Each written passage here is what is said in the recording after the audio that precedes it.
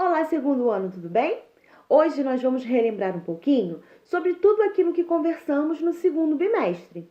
Então, nós vamos iniciar pelo capítulo 4 da nossa apostila, o capítulo que fala sobre as mudanças. Então, agora nós vamos falar um pouquinho sobre as mudanças que acontecem com a gente, né? Sobre as mudanças pessoais.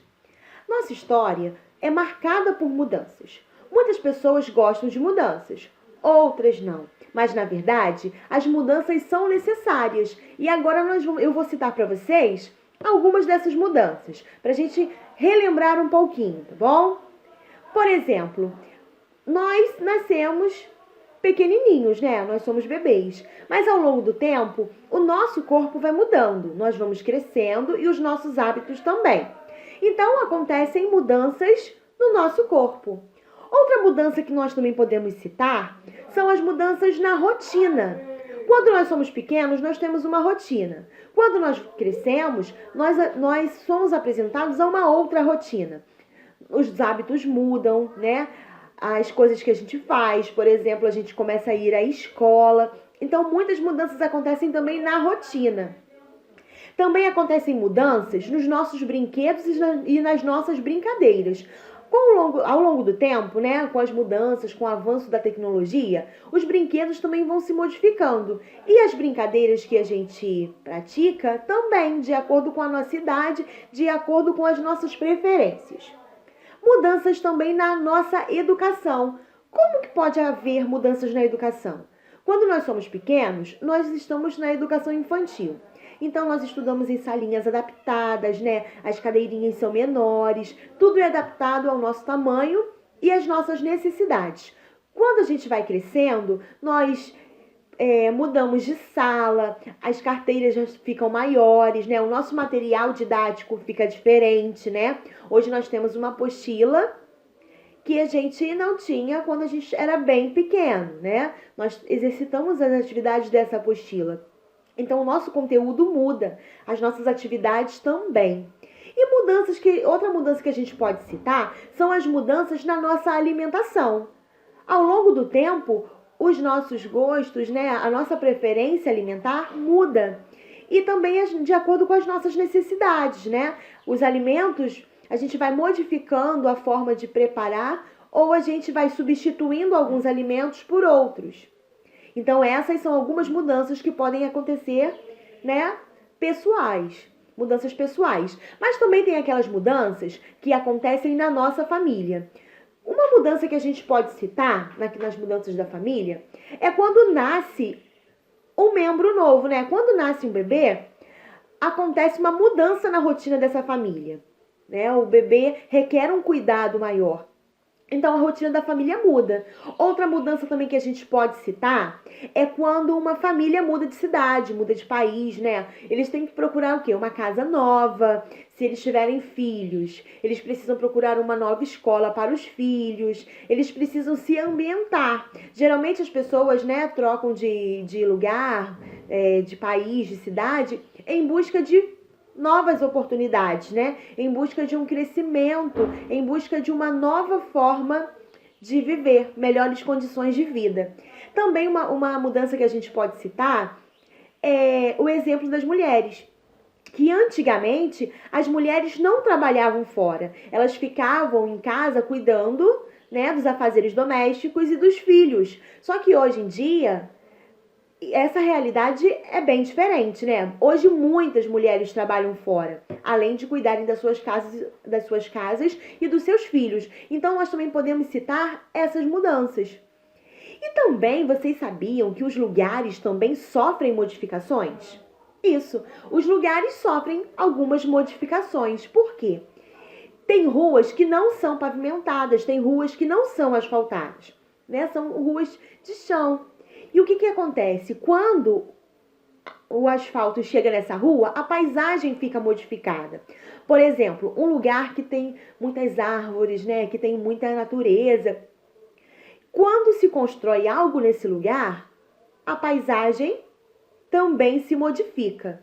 Então, essas mudanças a gente pode perceber que mudanças não acontecem só na nossa vida, acontecem também nos lugares, acontecem muitas mudanças ao longo do tempo. Já no capítulo 5, nós falamos sobre pertencimento e memória. Pertencimento, o que é isso, gente? Nós já conversamos que pertencimento é o ato de se sentir parte, né? De fazer parte de um determinado grupo, de um determinado ambiente. Por exemplo, na nossa família, quais são os fatos que nos fazem pertencer àquele grupo? Quais são as memórias, as lembranças, né, as atitudes que nos fazem sentir parte da família a qual pertencemos? Nós também podemos falar sobre memória. Em relação à memória também, nós podemos falar que é a capacidade que os seres humanos possuem de preservar, né, lembranças do passado, né, acontecimentos que fizeram parte da vida e que são importantes, né? Ao longo do tempo, essas lembranças são preservadas. Nós também podemos lembrar através de histórias que nos contam, né? Nem sempre nós temos memória daquilo que aconteceu com a gente, mas nós não lembramos, né? Mas através da contação, através das informações que os mais velhos passam pra gente, nós acabamos adquirindo memórias de um tempo bem distante. Então, nós também podemos citar o quê? Nós podemos citar que tem a memória individual, que é aquela memória, né, que é nossa, que faz parte da gente e que tem um significado especial para nós. Aquelas memórias que a gente carrega com a gente de uma forma muito especial. É a memória individual, é a nossa memória.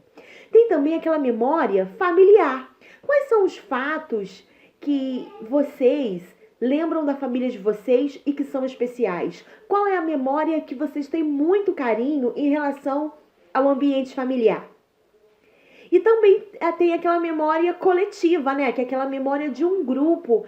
Por exemplo, na escola, né? Nós carregamos muitas memórias do tempo da escola. Porque lá nós fazemos amigos, nós aprendemos muitas coisas, nós convivemos com outras pessoas.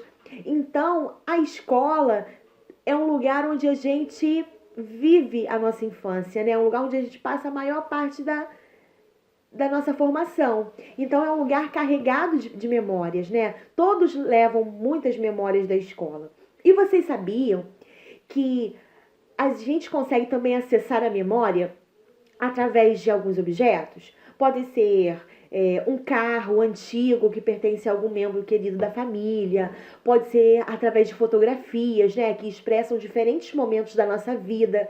Nós também podemos adquirir memória através de uma roupinha antiga, um sapatinho, um cachinho de cabelo, né? Existem muitas formas de acessar a nossa memória, porque na verdade os objetos também contam histórias. Eles estão carregados de memória. Na verdade, eles representam um momento em que nós vivemos.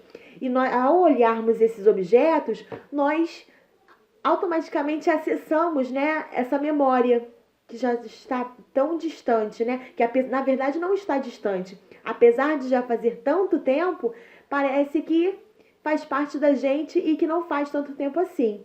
Essas memórias bem antigas, elas se tornam presentes através das nossas lembranças.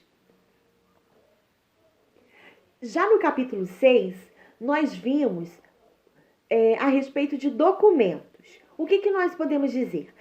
Todas as pessoas precisam de documento, não é? Todas as pessoas recebem um nome e um sobrenome. É através desse nome e sobrenome que as pessoas são identificadas, né? A identificação da pessoa é relacionada ao nome e ao sobrenome. Então, todos os documentos são muito necessários. Nós vimos que o primeiro documento que a pessoa recebe é a certidão de nascimento. Na certidão de nascimento estão contidas as informações relacionadas ao dia do nascimento, né? Relacionadas aos pais, aos avós, maternos e paternos. Então, todas as informações relevantes sobre a pessoa estão contidas nesse documento, que se chama certidão de nascimento. É através dessa certidão, desse primeiro documento, que a pessoa consegue acessar todos os outros documentos, tá bom? nós também falamos sobre a caderneta de vacinação. Nesse documento, esse documento apresenta as vacinas, né, que a pessoa já tomou, as vacinas que essa pessoa vai precisar tomar e contém as datas, né? Então, é uma forma de... Então, como a vacinação é muito importante, esse documento é muito importante também, porque nele apresenta todas as informações necessárias sobre a vacinação daquela pessoa, porque a vacina não protege, não, por exemplo, se eu for tomar uma vacina, essa vacina não está apenas me protegendo, ela está protegendo outras pessoas, porque se eu me manter saudável, eu vou automaticamente, eu estou o quê? Não estou oferecendo risco às outras pessoas, né, do meu convívio. Então, a carteira de vacinação é muito importante. Nós também vimos sobre a carteira de identidade, né? Ou registro geral, que nesse documento também é um documento muito importante.